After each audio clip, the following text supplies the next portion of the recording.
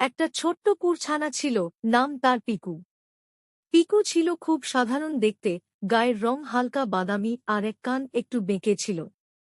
সে থাকত শহরের এক ছোট্ট বাড়িতে তার মালিক রাহুলের সঙ্গে।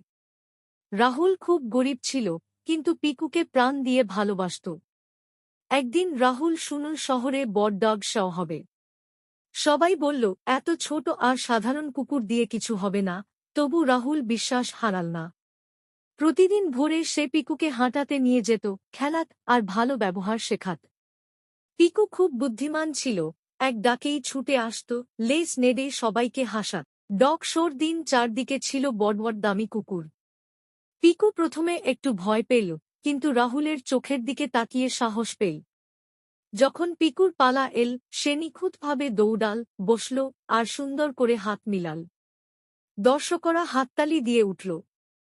শেষে বিচারক ঘোষণা করলেন, উইনার, লিটল পপি থাকে।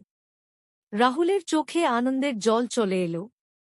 সেদিন সবাই বুঝল, জেতার জন্য দাম নয়, ভালোবাসা আর পরিশ্রমই আসল।